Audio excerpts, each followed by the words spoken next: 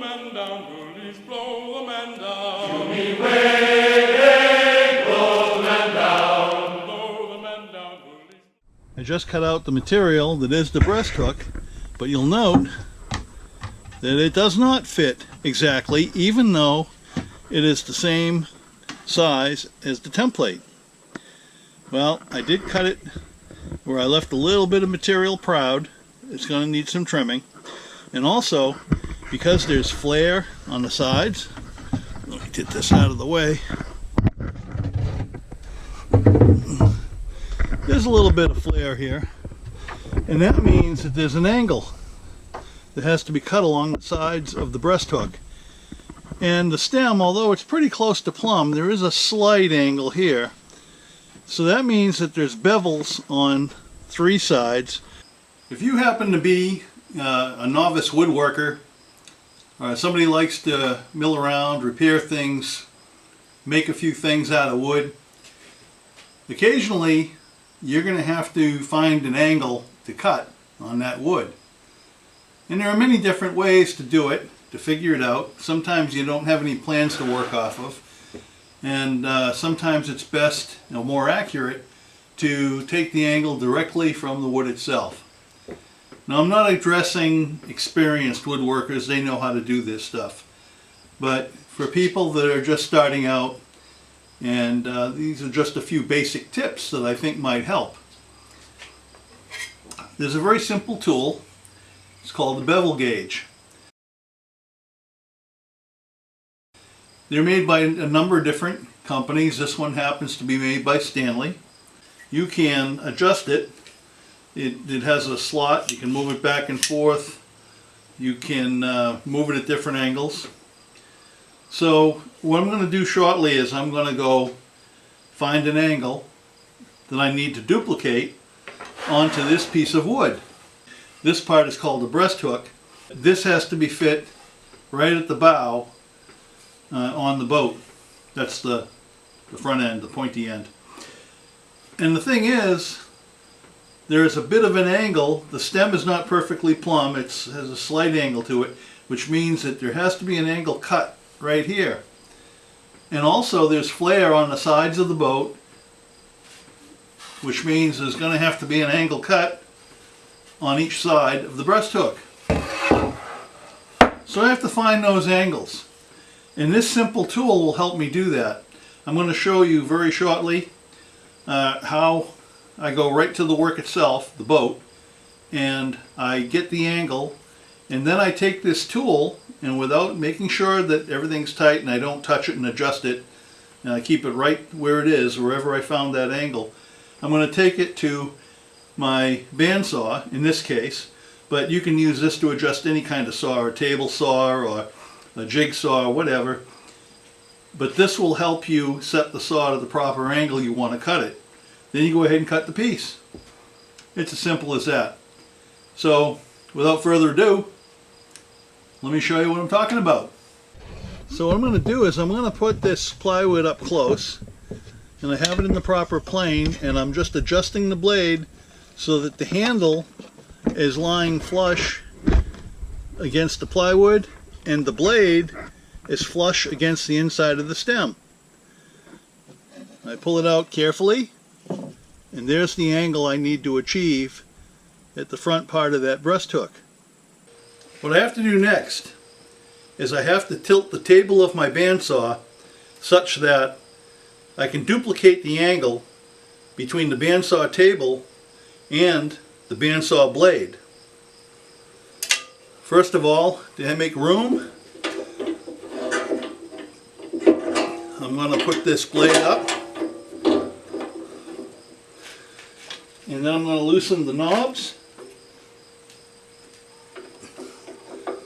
that allow me to tilt the table.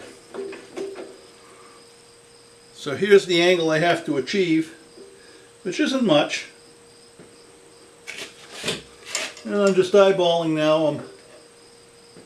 I have the handle flat on the table, and the blade of the bevel gauge, I'm making sure that it runs parallel, right in line with the blade of the bandsaw.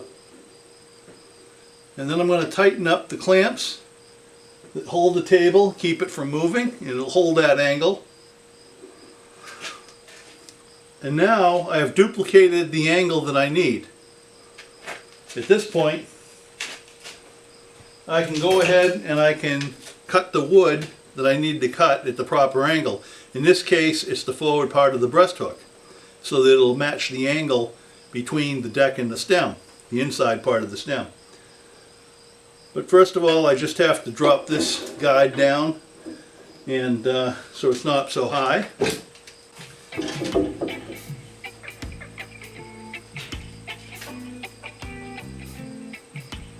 Now we'll see how this works out.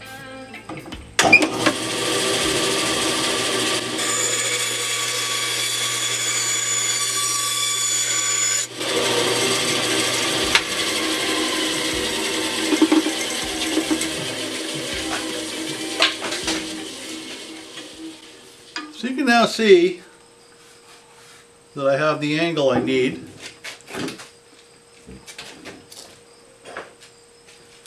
And I just want to see what it looks like here. And it looks like I did a pretty good job. I've got that same angle. Now, this is the angle that I took right from the work and transferred it to the bandsaw. And then by cutting it with the bandsaw, the breasthook with the bandsaw, now that angle is transferred to the work. It's that simple. And I have other angles I have to get, the sides of the breasthook. I'm going to do it pretty much the same way. Right now I'm going to get a side angle, and I'm going to do the port side first. Now you might assume that both angles are exactly the same, but you shouldn't make that assumption because it's not a perfect world. The other side could be slightly different because, you know, we're human building these things, and sometimes mistakes are made. So to get an absolute perfect fit, or close to perfect, even though, as I said, it's not a perfect world, but to get the most efficient fit, I should say, and snuggest, do these individually. The blade is up against that inwale such that it's flush, and the handle is flush on the plywood. Now, because of the nature of boats, the flare changes a little bit as you're going further aft, and that can happen. But what I'm doing is I'm just doing a general angle. I'm somewhere in the middle of where that is, and I do cut these a little bit proud, and when I actually fit the breasthook, I'll be sneaking up on it with a block plane and a sander and that sort of thing. So I'm not too worried about it. I can duplicate this angle easily by eye using hand tools to make sure I get a really, really nice fit. So now, by doing this, I have the angle for the side bevel on the port side or left side of the breasthook. Once I do this, which is basically a repeat of what I just did for the forward part of the breasthook, I'm going to do it again. I'll check the angle and do the starboard side. Once again, I get this guide out of the way. We have a little bit different angle here, so let me undo the clamps. And adjust the table. A little bit less of an angle on this. And I've got it pretty much right on the money, lined up. So I'll tighten them up, those clamps. The table doesn't move. Bring this back down a little bit.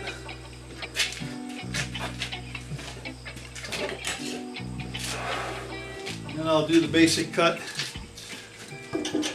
on this side.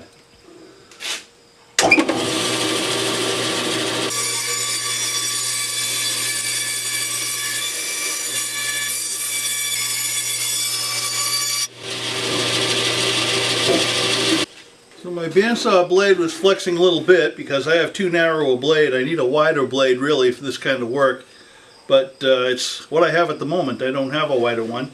So it's okay because I did cut this a bit proud. More of this has to come off, so I'm going to hit it, you know, with a belt sander along here to smooth it out where it got a little bit wavy. But just to see if I have the basic angle, and sure enough, I do. I do have the basic angle, so that's good. So it gives me, it's really a starting point. I don't expect this to fit perfectly when I cut these bevels first time through. That's why I leave a lot of material proud, so I can sneak up on it and get a nice tight fit. But most of the stuff, most of this material has been removed that has to be removed at the proper angle, so it makes a lot less work for me. So when I'm sneaking up on it, I'm only taking off a little bit at a time, and it doesn't take that long, and you always get a good fit. Now what I have to do is the other side, and I'm not going to bother to film that because it's just a repeat of what I just did. And after that, the only other angle would be where this notch is that goes around the Sampson post. And that angle means that I can't really use the bandsaw for this. The angle is going down like this. I have to use a wood chisel and a mallet, and again, just take off a little at a time, sneak up on it, and keep checking the bevel, and then I start fitting it. So now I hope that you understand the basics, the use of a bevel gauge. There are other uses too, but this is the primary one. It helps you fit a lot of pieces. Again, for people starting out in woodworking, learning some of the basics, this is a quick and easy way to find your bevels. Now, you'll note that on most machines they have little gauges with increments of degrees so that you can set an angle, and you look at a set of plans and it says, oh, set it at 15 degrees. You set the saw at 15 degrees. The problem is that all these different manufacturers, these different tools, these gauges are not always very accurate. And you can fine tune them to make them accurate, but then as you use the tool it can come out of whack and then it's not accurate anymore. But a bevel gauge is quick and easy. You don't know how many degrees to set it. All you're doing is matching the angle, with your power tool, or checking it by eye if you're using a hand plane or whatever, if it's only a slight angle. So this is probably the most accurate way, and it's very fast. You don't have to worry about setting up your different, your little gauges and dials and things and all that. You don't have to worry about it. I hope this helps.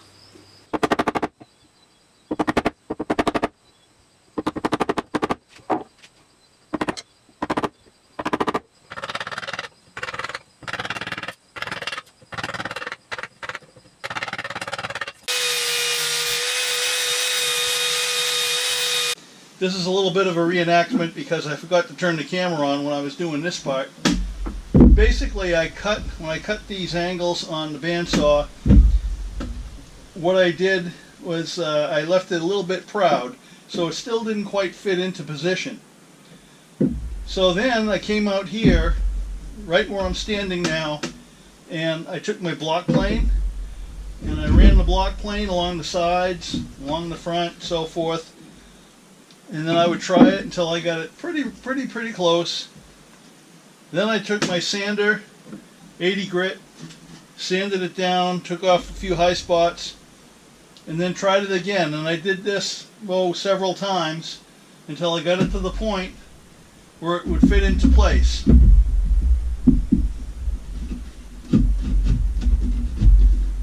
About like that. So there it is. Pretty much. And I've already pre-drilled and countersunk for some pilot screws to hold it in place when I glue it into position. And then I have some larger fasteners that I'll drill and bore in later. And that'll be it for the breast hook. So now I'm ready to actually glue this into place. And instead of using epoxy resin, because this is above the water line, it's not immersed in water. In fact, it's not even exposed to the elements. The deck goes over this, and this is an interior type piece. I'm going to use a polyurethane based construction adhesive. I'm using Loctite PL, I believe it's called 3X. That's pretty strong stuff, and it's only a little over $5 a tube at your local big box store. So that's what I'll use.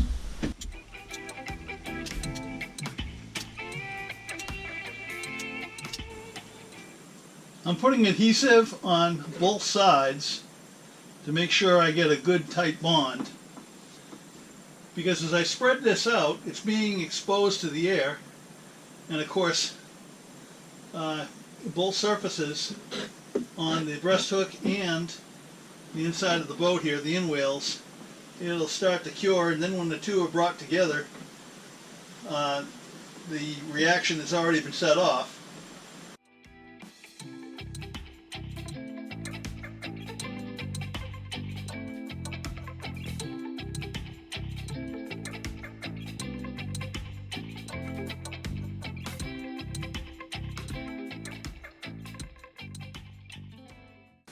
Okay, I have all the adhesive spread where it needs to be, and now I can set her into place.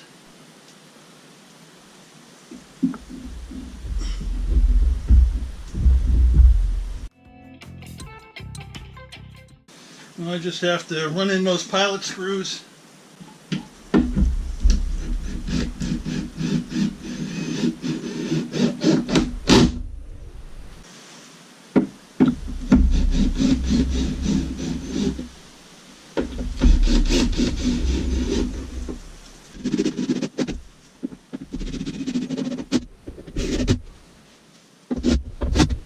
And right now I'm just going to scrape off the excess that's oozed out, and the rest of it cleans up with mineral spirits, makes it pretty easy. And I won't even show that on camera. It's just putting some mineral spirits on a rag and just wiping it down. And I'll get this stuff that oozed out. And that's really all there is to it. So here's the breast hook in place. I just finished wiping down all the excess with mineral spirits, cleaning it up. So it's good to go.